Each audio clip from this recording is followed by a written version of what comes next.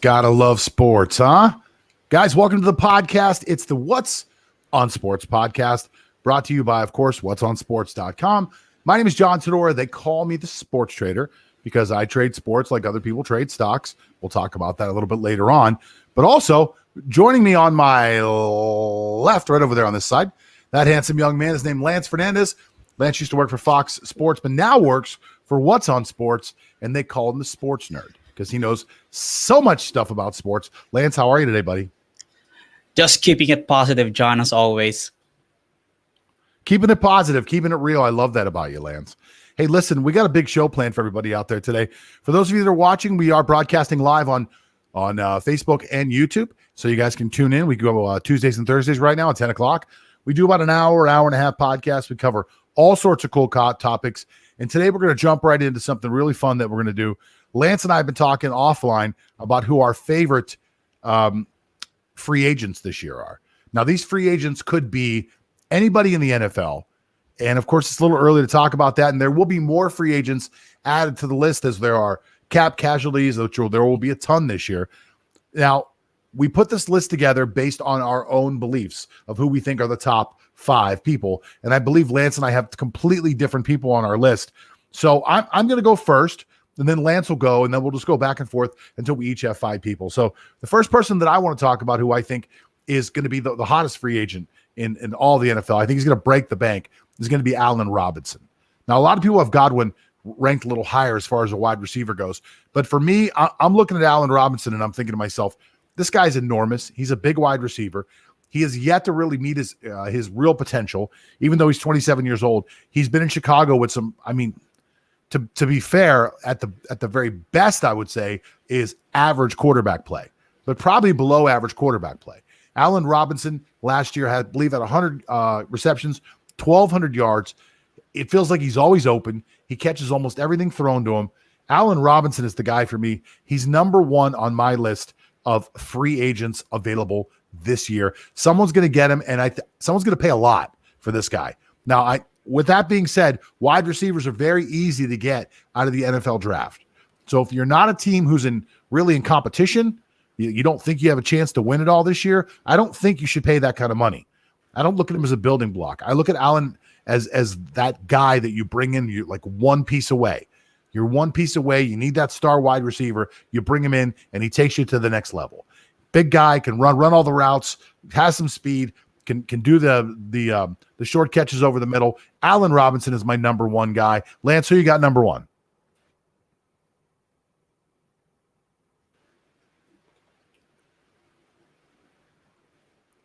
After all, he's still a free agent. It's Dak Prescott.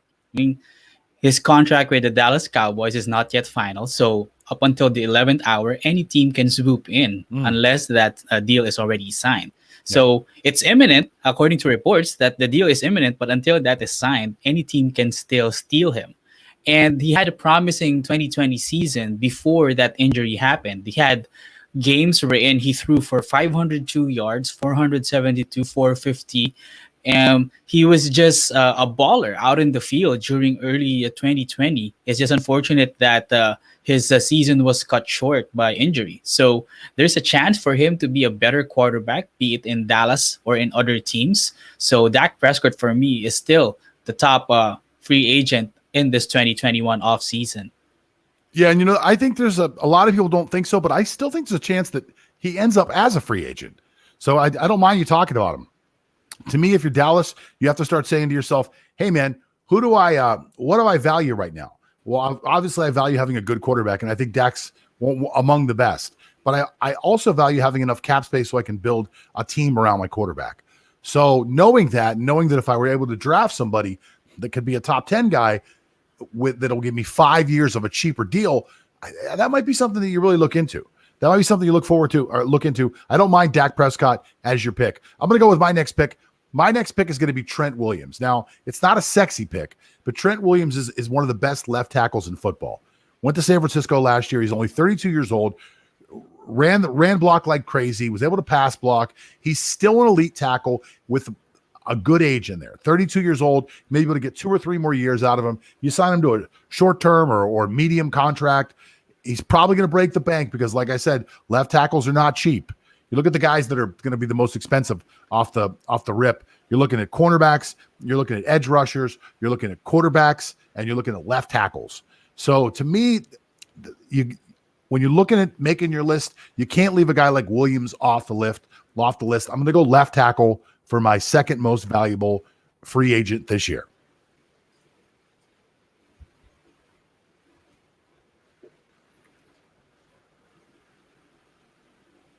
All right. What do you think? Who's your next guy? Okay.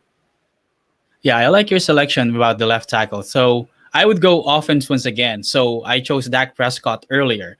So I would now choose a wide receiver, Chris Godwin of the Tampa Bay Buccaneers. So the problem in Tampa Bay is that they already signed Mike Evans to a long-term deal. A big contract too. The best, I think, definitely a big contract. So the best I think that the Buccaneers can do with Chris Godwin is to put him under the franchise tag, which puts him around $14 million for 1 year. So would he accept that? Or would he rather take a long-term deal with the same annual value with another team? So that weighs the fact that he could win a Super Bowl with Tampa Bay as compared to breaking the bank, just like you've mentioned, to start the segment. So he has shown promise during this season. Chris Godwin, when he had 840 receiving yards. And mind you that, and there are also other games wherein he had to catch the balls with two of his fingers splintered together. Yeah. So he was catching the ball like this with a cast like that. So if he did not have that, he could have bigger numbers if something like that doesn't bother him. So Chris Godwin, for me, one of the top free agents in this offseason. Yeah, I think if for somebody like Godwin, like a lot of these guys actually, when you think about the salary cap this year, knowing that it's going to expand so much next year, if they're able to get the fans in the stadium, you may accept that. You may say, you know what, franchise me 1 year. Promise me you won't franchise me for 2 years. Let's make that agreement. I'll sign this right now with no problem. And next year I go into what's a much bigger market with a lot more cap space, and I'm still me, and I'll bet on myself. And I'll have a big contract coming up next year. So I could see him maybe accepting the franchise tag if that's who they're thinking about. They may be thinking about somebody else, though, down in Tampa. Because I got a Tampa Bay player on my list, too. And I'm talking about Levante Davis. Levante Davis is absolutely positively the prototype that you want as your linebacker. He's fast. He can play sideline to sideline. He did a great job of covering Travis Kelce. He did a good job of covering Travis Kelce, so Kelce didn't have any huge plays in the Super Bowl. He did a good job all year long of shutting people down. Now, you can go the other way, and you can say Kelce did have 100 yards in the Super Bowl. But Kelce had the quietest 100 yards that maybe you've ever seen. Yeah, he made some catches. Yeah, obviously got some of those underneath shots whenever Mahomes was under pressure. But David did a great job of really blanketing him, letting him make the catch, and then making sure he didn't get any yak. So there's no yards after catch happening from Kelce. So to me, Levante Davis in today's NFL, he's like a safety linebacker type of hybrid. He's going to make bank. There are a lot of teams out there looking for linebackers like that, and not many of them come into free agency, but it looks like David's going to have a free run at it. So Levante Davis is my next hot free agent on the list. Okay, I wouldn't disagree with Levante Davis, especially with what he did against Travis Kelce, that he was able to neutralize Kelce, not much yards after the catch,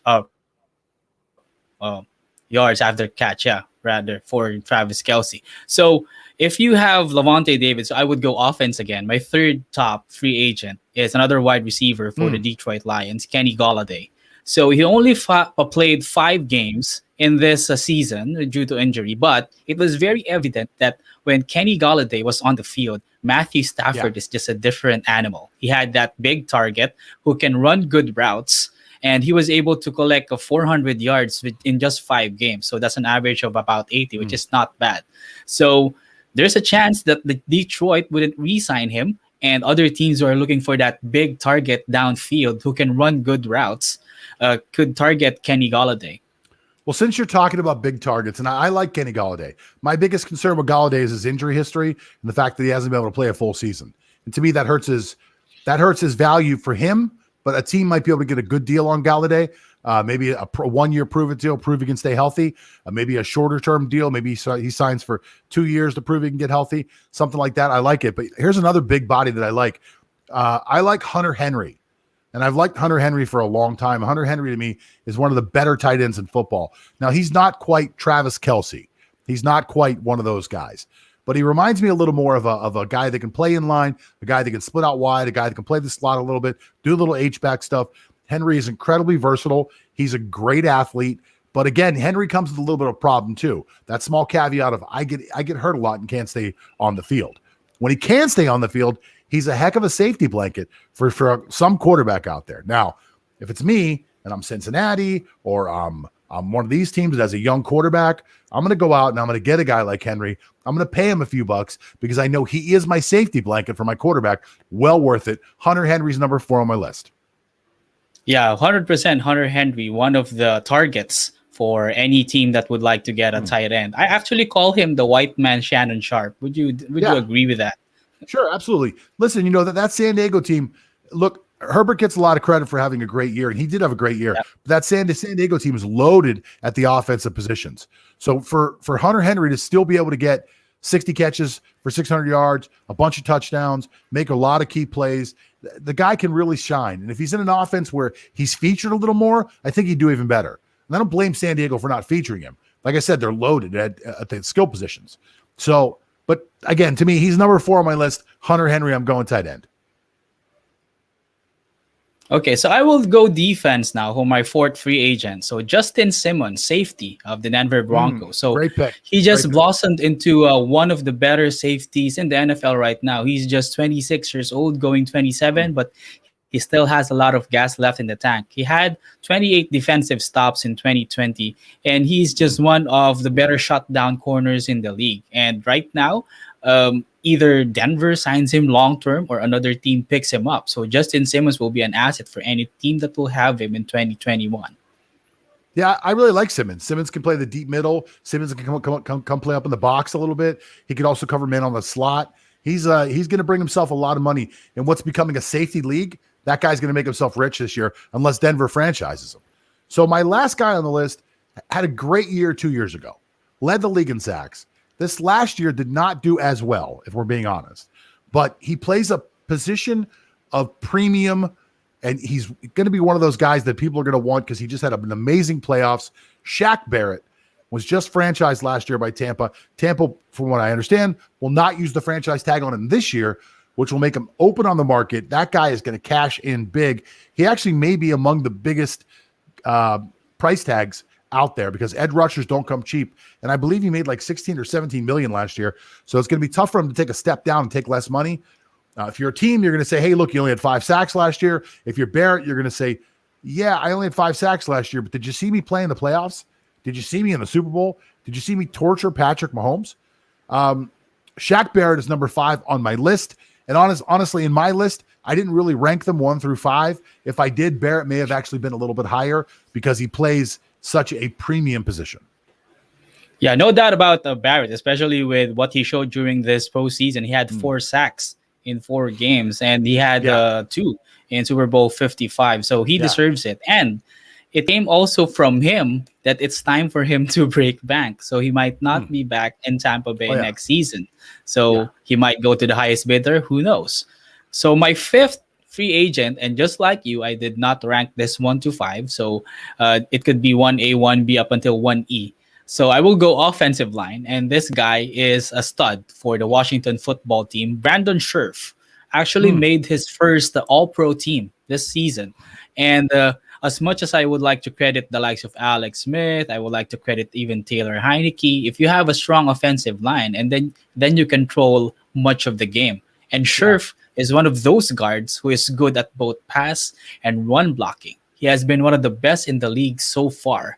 And now that he is a free agent, I wouldn't be surprised if they bug the phone line of the GM of Washington, which is apparently Ron Rivera also. I just remembered. If they don't bug Ron Rivera's phone line for Brandon Scherff, I would be surprised.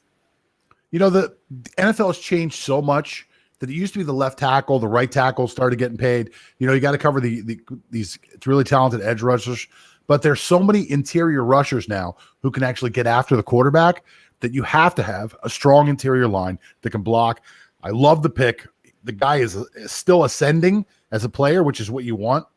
Yep. These free agents, guys who overpay for free agents, guys like J.J. Watt, who we're going to talk about next, that somebody's going to overpay for. He's really kind of on the downslide now.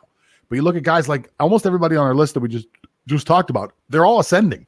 They're all heading upward. And I love getting guys like that out of free agents. Now, I did mention briefly about J.J. Watt. Now, so we're going to jump in and talk about J.J. Watt really quick here. And we're going to do the exact same type of format. And we're going to pick the teams we think are most likely to sign J.J. Watt. Now, this has to do with finances, has to do with where Watt wants to play, and et cetera, and so on. So I'm going to let you go first this time. What's your number one team that you think J.J. Watt might sign with?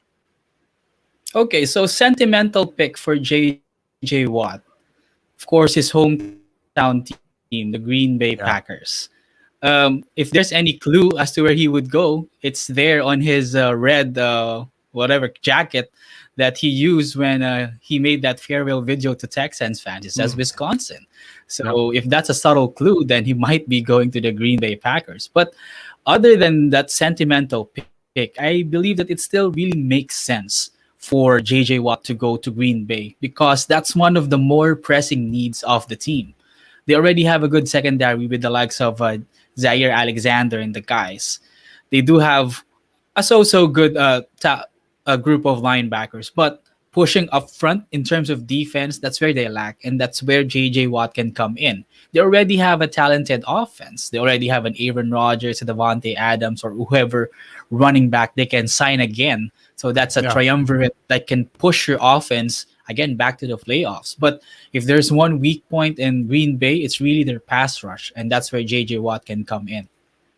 So I'm going to jump in here, and I'm going to make my first two picks are really sentimental picks. Has nothing to do with money. I don't know the mindset of J.J. Watt. And if I had to really take a wild guess at what J.J. Watt's worth, he's probably worth upwards of $80 or $90 million. And there's a conversation to be had for somebody like J.J. Watt or even Ben Roethlisberger, who we're going to talk about later in the show. These guys that are worth $80 or $90 million, do you need another 20? Or is it now just about the love of the game? If you get enough money and you're just playing the game because you love the game, will you take a discount to play somewhere else? And if you do, as a football player, why would you do that? So the number one reason that you would do it would be because you want to win. I've played in Texas for the last 10 years of my life. I don't know how long he's been there. 10 years of my life, and I never came close to the Super Bowl. I never got to play in a Super Bowl. I never came close to a Super Bowl. So I'd love to be in a Super Bowl. So my first pick for J.J. Watt, based totally on sentimentality, is the Tampa Bay Buccaneers.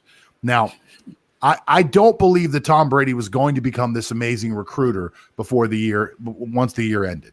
What I believe is that the media has pushed this narrative to the point where it will become a self-fulfilling prophecy, and Tom Brady being in Tampa will be something that draws some of these older veterans there.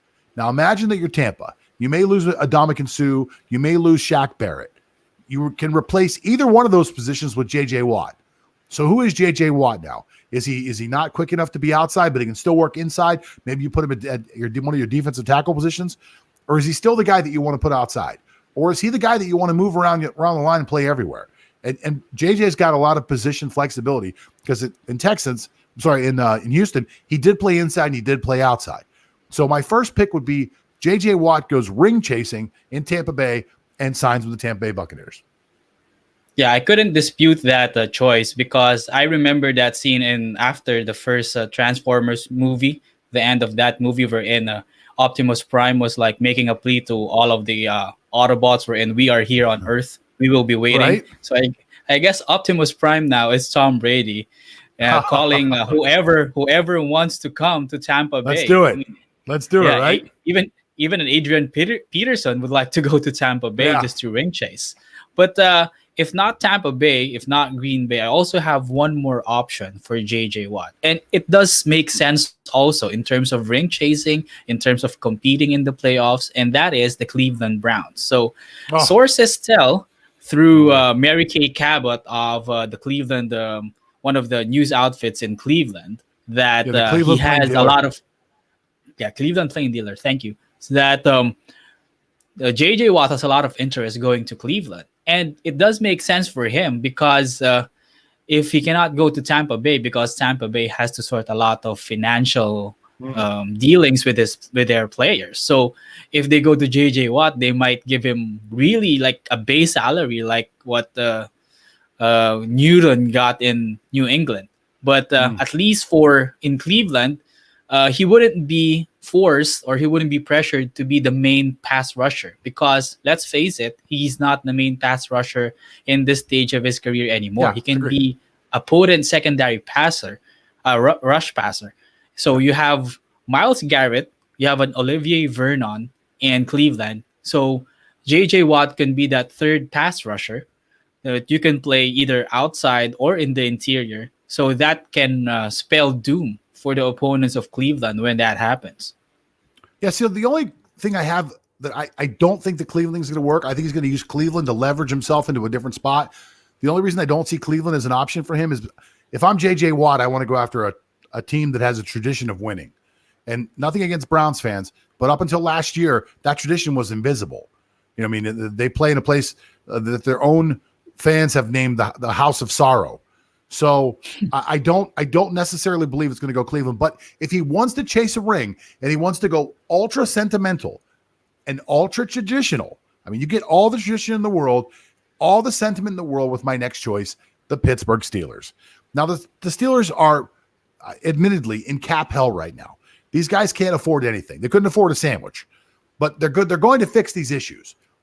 And JJ Watt could actually go to Pittsburgh and play at least for 1 year with his brothers, TJ and the other guy.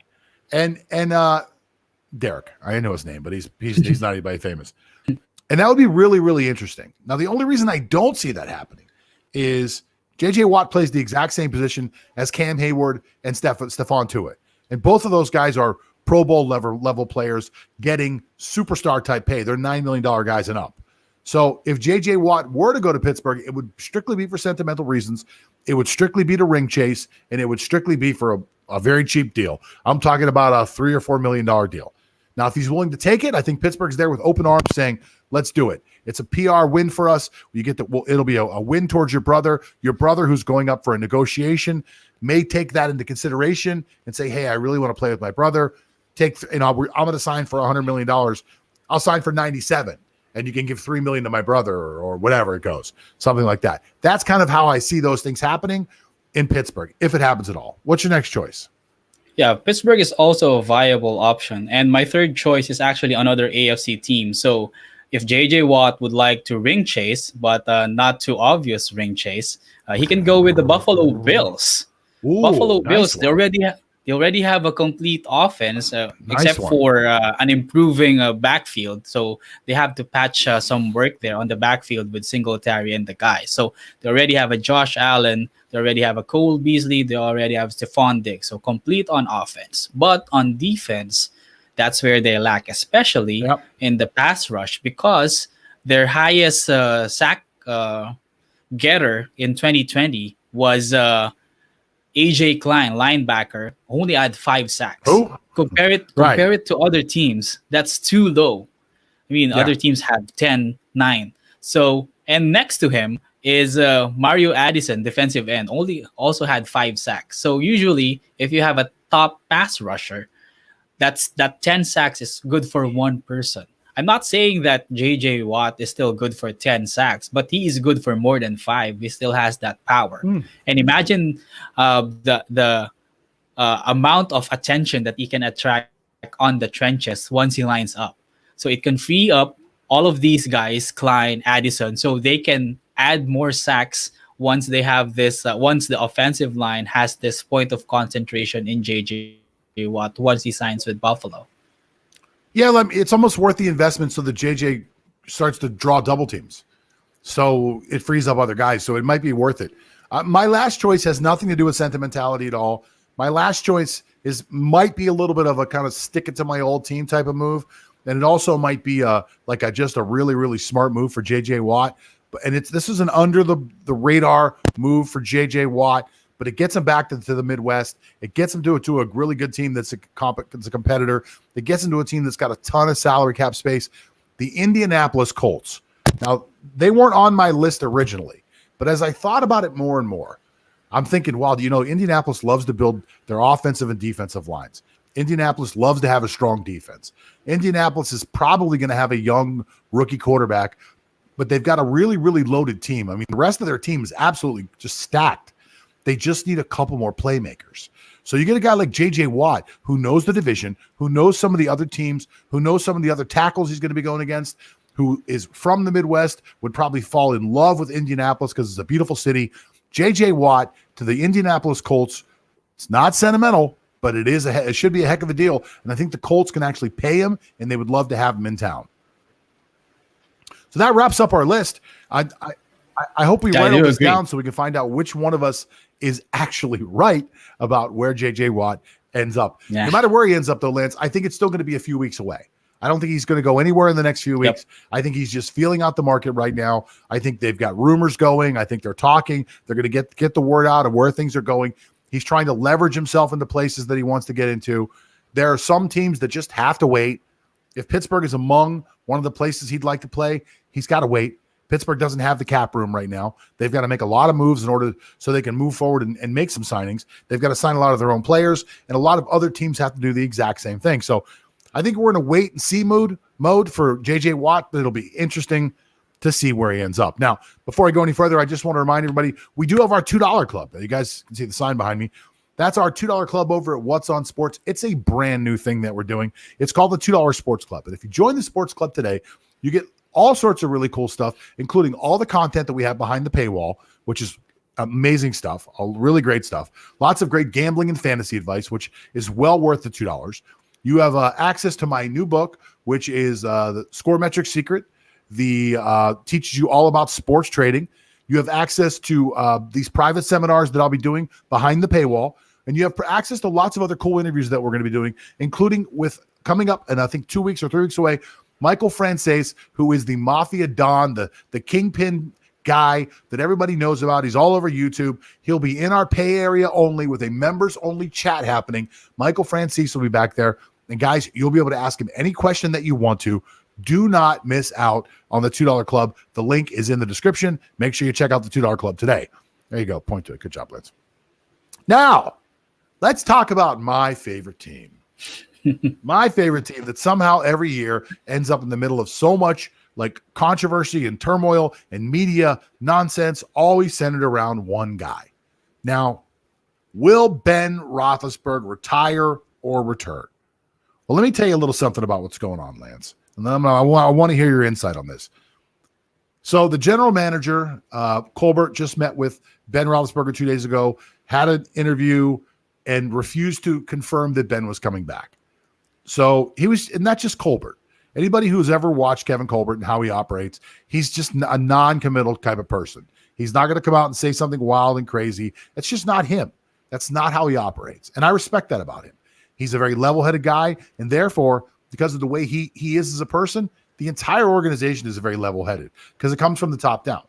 It's actually how the Rooneys are. It's how he is. It's amazing. So he comes out yesterday. He says something that I don't think is actually that big of a deal, but apparently a lot of other people think is a big deal. The cap situation with Ben Roethlisberger is an interesting one. Ben Roethlisberger's cap number is $41 million, but almost $20 million of that money is money from previous years that got restructured and pushed forward. So it's all money that's actually already owed him. So if Ben Roethlisberger played for free, which he's not allowed to do, he has to have a minimum salary. If he played for free, he would still be getting paid $19 million this year, which would all count against the cap. So the Steelers are in a predicament. They've got to figure out a way to extend Ben beyond this year and structure a contract that not only pays him the money that they owe him, but pays him what he thinks is his current value. Now, Ben last year threw for 3,800 yards, 33 touchdowns, and 10 interceptions. Now, that's a pretty good year. If they would have had a running game, the team would have been a lot better off. He was also the quarterback of a 13-3 team. So, I'm sorry, a 12-4 team. Pittsburgh was a very good team last year. So good that they were 11-0 at one point. Now, at the end of the year, they fell apart. But I think a lot of that has to do with the plays that were called. Maybe Ben got in the middle of it somehow, but I don't think he played bad overall. So I don't personally think he needs to go. There are so many Steeler fans out there that just can't wait for Ben Roethlisberger to go. He's got to go. He's got to go. He's got to go.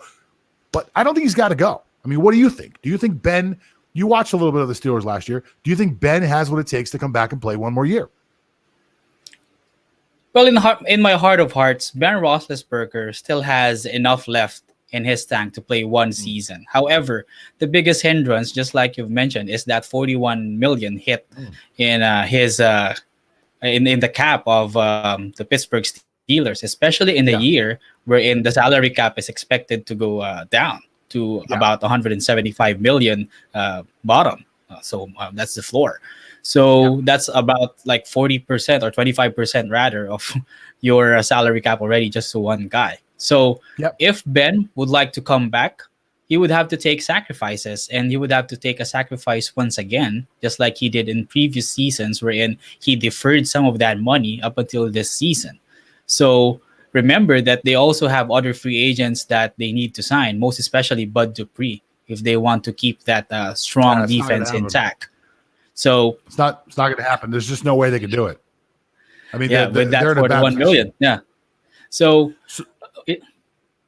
No, what I was going to say is if they sign him for a 2-year deal, let's just say right now they extend him for 2 years, and they say, look, we owe you 20. We were going to pay you 20 this year anyway. We'll pay you 40 over the next 2 years, and next year you retire.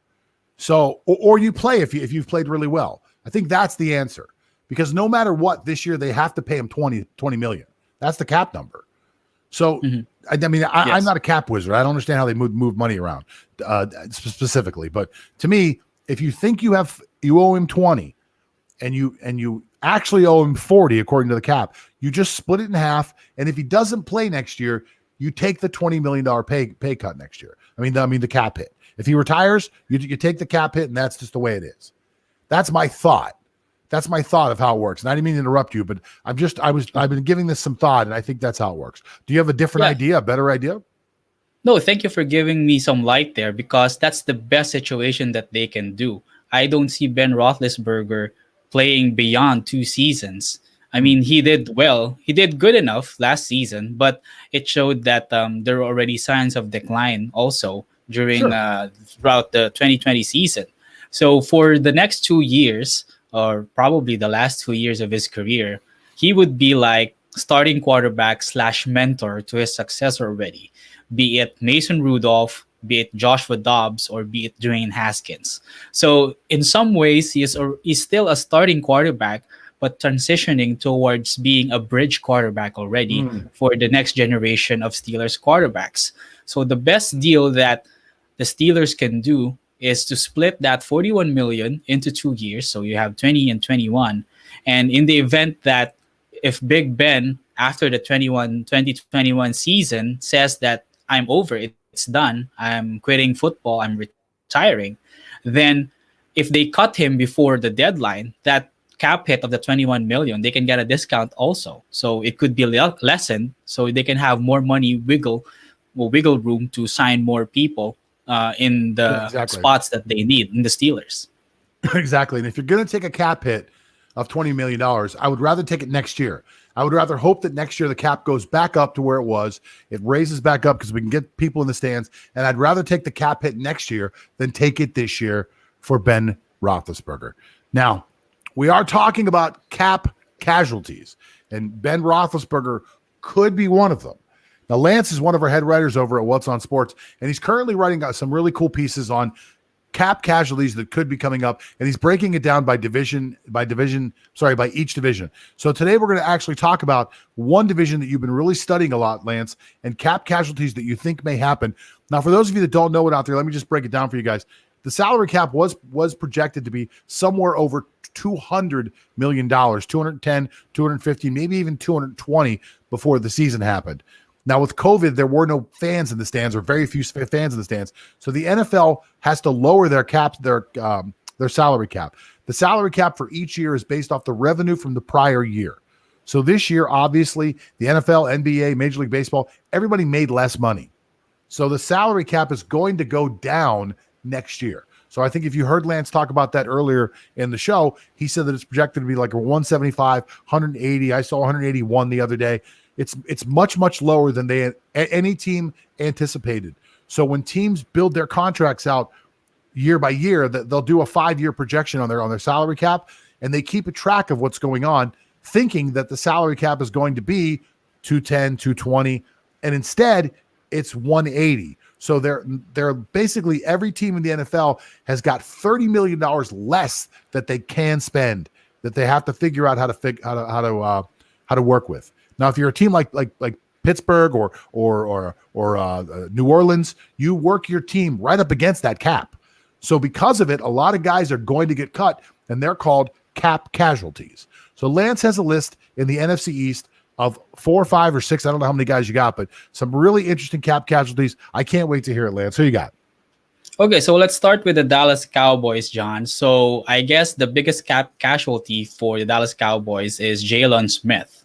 So he's a linebacker. He only had 1 interception, 5 passes defended, and 89 solo tackles for the Cowboys. So he made the Pro Bowl in 2019, but for some reason in 2020, he was just a different guy. He had difficulty defending the run. He had difficulty rushing the quarterback. He was just a different person, just like what happened to Carson Wentz on offense for Philadelphia. That's what happened to Jalen Smith with the Cowboys on the defense. So most likely his 7.2 million salary will be slashed. It will be taken off the cap before the deadline so that the Cowboys can save money because they have to sign a lot of free agents, most especially the deal for Dak Prescott. I always call this there's a sickness out there, and it's called big guys get paid. And big guys get paid, and all of a sudden their play starts to decline. Maybe for a year it's pretty good, and then they start to think to themselves, well, I got $10 million in the bank. I what do I care? What are they going to do? Cut me? I'll play one more year. So, you have a contract, $7 million a year. You play 2-3 years, you end up with $15 million in your bank after you pay your taxes, your agents, everything like that. And I think you don't care anymore. It takes a special kind of player to play a long time in the NFL. I mean, a really driven Tom Brady kind of guy who just really loves what he's doing. So it's very interesting that you brought him up. I'll be interested to see what they do. Dallas has definitely got some cap things they have to work out. So be interested to see who else you got. Who else you got on Dallas, by the way? That's the biggest cap casualty for Dallas. Okay. Tell me some more people out of the NFC East. Okay, so let's go to the Philadelphia Eagles, John. And actually, this is a group of people that I think would be cap casualties. A group of people. And this somehow dictates their priority in the coming 2021 NFL draft if they get lucky. So we're talking about 3 wide receivers here, John. Alshon Jeffrey, Deshaun Jackson, and Marquise Goodwin. Yeah. All underperformed last year for Philadelphia. So Carson Wentz again gets consolation because he had a shitty group of receivers that did not perform well. So you can also include Zach Ertz there, but that's another subject because he has a high count against the cap. But the most immediate cap casualty for me for Philadelphia are those 3 receivers. And if they cut those 3, either they sign new players in free agency or take new wide receivers through the draft. I'm always fascinated by certain teams that just have not been able to get certain positions to work for them. You look at the Chicago Bears, they can't seem to get a quarterback. Philadelphia has such a huge problem actually trying to get and keep wide receivers. I mean, you think back and try to think about the best wide receivers in Philadelphia history. Well, Terrell Owens is the first one that comes to mind. He came in as a free agent. I like Deshaun Jackson. I thought Deshaun Jackson was good. Michael Quick was the guy they had back when I was actually a kid. But I can't really think of a lot of great Philadelphia wide receivers. No matter who they bring in, it always seems to either be a problem, some type of drama, or some type of nonsense, or the player underperforms. They've drafted the position so much over the last few years and just been unable to fill that position. So if they were to cut all 3 guys and move into free agency to try to find somebody else, that's a lot of space to fill, man. You got to maybe they go back in the draft again. I don't know. It'll be interesting to find out. Who else you got? Okay, so next team for the NFC East, the New York Giants. And I guess the biggest name out of these cap casualties would be Golden Tate, wide receiver. Let's face it, usually when wide receivers hit the age of 30 and beyond, they decline. That's a That's fact. just a normal progression in the NFL, even running backs. So for Golden Tate last season, he did play 12 games, but he only had 35 catches, 388 yards, and two touchdowns. So it's a most certainly, or it's like a done deal that Tate will not be back for New York next season, and that will create about 6 million in cap savings for the New York Giants. Yeah, you know, when they signed Tate, Tate was supposed to be the guy. He was going to give Eli Manning this brand new weapon and then give Daniel Jones this brand new weapon. And I like Golden Tate. Golden Tate was compared a lot to one of my favorite football players of all time, Hines Ward. Very hard-nosed guy, not afraid to block, runs really tight routes, good hands, but he just can't stay healthy. Unlike Hines Ward, who never left the football field, this guy just can't stay healthy. So I don't think there's a future for Golden Tate in this league anymore, unfortunately, because of that. So if you're right and he becomes a cap casualty, I think Golden Tate might be done altogether. So there's one more team left. It's the Washington Redskins. Who's the cap casualty for the Redskins? Okay, so this is the easiest cap casualty out of the four teams in the NFC East, and I think it's Alex Smith. Even though he wanted to come back, even though he had the desire, after an inspirational comeback story that is, John, of course, we all know what happened. He nearly died because of his injury, to say the least. And he came back, started some games, and then got injured again. But still, his resilience cannot be questioned after that. But unfortunately, Washington has a lot of questions to answer in terms of cap space because they have to sign a lot of people and they only have 41 million in cap space, and Alex Smith counts for 24 million if he comes back. So he eats up most of that cap space if he comes back. Wow. And mind you that they just signed Taylor Heineke to a 2-year, $4.75 million contract, which is a bit high for a backup. Yeah. So Ron Rivera might be leaning towards Heineke because of that move, and maybe Alex Smith's days in Washington are numbered already.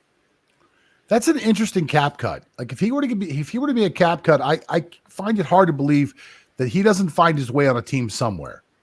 If you think about what he did for Patrick Mahomes and the education that he gave Patrick Mahomes on how to be a professional, because Alex Smith is by all accounts a really good guy. I would be shocked if that guy doesn't pick up a job somewhere right away. Now he's not going to make $20 million, but he very well could make $4 or $5 or $6 million as a key backup for somebody, or maybe even a bridge quarterback for a team that goes out and drafts a young guy. So maybe you look at the Jets. The Jets, they trade Darnold, they sign Alex Smith, and they draft a guy who's like maybe the other Smith from BYU, and they bring him in and they say, hey, you know what? You're going to mentor this kid the same way you mentored Patrick Mahomes. And maybe Alex Smith was part of that recipe that helped Patrick Mahomes become the quarterback that he is. I think that's something that you're really going to look into. If I'm Washington, I try to go back in and renegotiate the contract. And I say, look, I'm going to draft a young guy. I'm going to bring in the kid from Alabama or somebody like that. And I want you to be the guy who mentors him. Or maybe Heineke's the guy, and I want you to mentor him.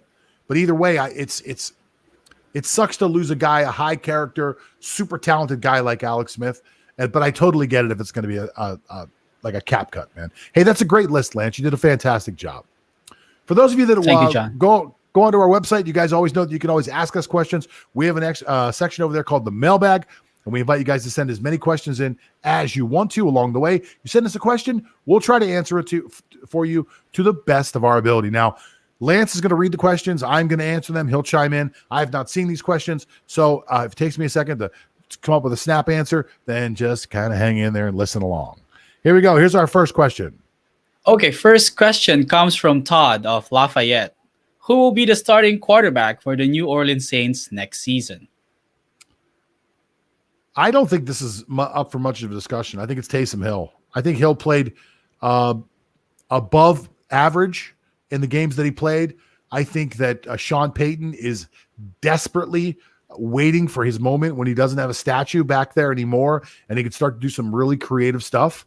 I think that if they sign Taysom Hill, I think if they start Taysom Hill, if that's going to be their quarterback entering the year, I believe that they would be ridiculous if they didn't have a great backup behind him, because Hill plays a very aggressive, very violent style of football, and quarterbacks who do that don't tend to stick around very long, get hurt along the way. But I think you have to start with Taysom Hill. I think you look at Taysom Hill and you say to yourself, "Hey, I've got a guy like the kid who plays in Baltimore. I've got a Lamar Jackson, who's not quite Lamar Jackson. He's not quite that skill level. He's not quite Lamar Jackson, but he is a guy who can run like that, move around the pocket, except that he might be a little bit better of a passer than Lamar Jackson." And that's a little messed up to say, considering Jackson's been playing quarterback for a couple of years and Hill's only played quarterback for 4 games. So I think given the opportunity, a full offseason, a full year of knowing that's his job, I think it's going to be Taysom Hill. What about you? Yeah, the problem with New Orleans is that they are way over the cap. So they are going to lose a lot of people. They are like 70 million above the cap. So there's a lot of thinking that goes there. But one of the people that already signed up is Taysom Hill. So just like your analogy with Baltimore, the thing about New Orleans with Taysom Hill under center is that he doesn't have to run that much. He just have to run to divert the attention of the defense to their wide receivers, be it Michael Thomas and even Alvin Kamara from the backfield. So he doesn't have to run like crazy like a Lamar Jackson, because that's not the main focal point of their offense. They do have a strong passing game, and the Taysom Hill has proven under Sean Payton that he can win. And also Payton has proven that with another quarterback other than Drew Brees, that he can constantly win. The challenge is if they can win constantly throughout the regular season. Now, they are floating the name of Jameis Winston as a potential backup quarterback. Granted that A, they sign him back, and B, if it doesn't attract any suitors that can offer higher salaries with other teams. So that's the concern, and that's the danger for New Orleans. So coming into the 2021 season, they might have just one quarterback in their roster. So they need at least one more, or maybe even 2, to fill out the max number of quarterbacks in the roster. Because if something happens to Taysom Hill, then that's problem. That's trouble. So there are a lot of teams out there looking for quarterbacks right now. My prediction is that Jameis Winston ends up a starter somewhere for somebody. Somebody's going to give that kid another chance. Former number 1 overall pick, 5,000-yard passer. Yeah, he threw a lot of interceptions. If you can fix that, he's got the arm talent. He's got the skill to actually be a good quarterback. Let's go to our next question, Lance. It's coming to us from.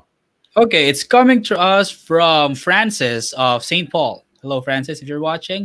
Hey, Francis. So, did Justin Jefferson have a strong case for Offensive Rookie of the Year? This is a yes and no question. Yes, he had a strong case, and no, he shouldn't have won it. I think that with every award like this, when it's an Offensive Player of the Year type of award, whether it's Offensive Rookie of the Year or Offensive Player of the Year, I think it's always going to lean towards a quarterback first.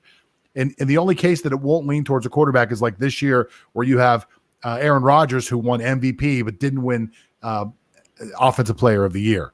So I think Justin Jefferson had a really strong case to be Offensive Rookie of the Year. Unfortunately, there was at least one quarterback who played better than he did. Now, I only mentioned one quarterback because Herbert stayed healthy and the other guy didn't. If the other guy would have stayed healthy, I think that he would have had an opportunity to be Offensive Player of the Year. Offensive Rookie of the Year as well.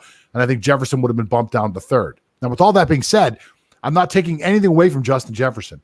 He had a fantastic year, and he was solely responsible for me winning all the games I won in fantasy this year, because the rest of my team was awful, and I picked up Justin Jefferson in like the 11th round, who was fantastic. So I have no bones against Justin Jefferson. I think he was a great player, and I think he's got a huge future in front of him. But I don't think he got robbed like TJ Watt did. Yeah, I do agree as well. Yeah, because the problem with wide receivers winning individual awards is that for some reason their quarterbacks always get a portion of the credit. Yeah. So without you liking it, Kirk Cousins does get some of the credit for the success of Justin Jefferson, because the ball still comes out of him and he finds Justin Jefferson regularly. But just like what you mentioned, a hell of a rookie season for Justin Jefferson, broke Randy Moss' record for receiving yards as a rookie. And things are looking bright. Things are just looking up for Jefferson. So expect Minnesota to be one of the potent contenders next season in the NFC. All right, let's jump into our very last question coming out of our mailbag from whatsonsports.com. Okay, so this is coming from Aldo of San Mateo, California. Yeah, so what's your take on the NFL regular season going to 17 games per team? I got to be really honest with you here. I got to be completely and totally honest with everybody out here. What is my take on the NFL season going to 17 games? I absolutely, positively, freaking love it. I love it. Give me more football. Hell yeah. I think a lot of the players are really irritated about it. But for me personally, I love the idea. I mean, you're telling me that I could have a whole extra game of football? That's amazing. You know who's going to love it? You know who's going to really love it? The owners who lost their ass this year and can actually hopefully be able to put people in stands next year. You know who else is going to love it? The sports books are going to love it. You know who else is going to love it? DraftKings, FanDuel, anybody that's in the daily fantasy game. I mean, their biggest part of their year, their real season, comes during football season. I think it outshines everything else. And to get an extra full week of business, oh my God, they're going to love it. And believe me when I tell you this, there's nothing that's going to stop these 17 games from happening. At one time, it was a 12-game season, and then they moved it to 14, and the players complained and bitched and moaned and complained. And then it moved to 16, and the players bitched and moaned and complained. And then it's going to go to 17. But you know who's going to make more money also? The players are going to make more money. Everyone's going to make more money. And I'm absolutely thrilled to death as a fan, as a casual fan who enjoys watching football. Give me more of it. I'll take the extra week. What about you? Yeah, especially now that all of their revenues went down, so they really have to catch up in terms of revenue. So imagine that one extra game, how much money they can generate out of that once the crowd will be able to come in next season. And another good thing about having 17 games in a regular season, and of course a shortened preseason at that, is that you don't have 8-8 teams anymore. So it's either you have a winning record, or it's either you have a losing record. So it's either you are an 8-9 or a 10-7.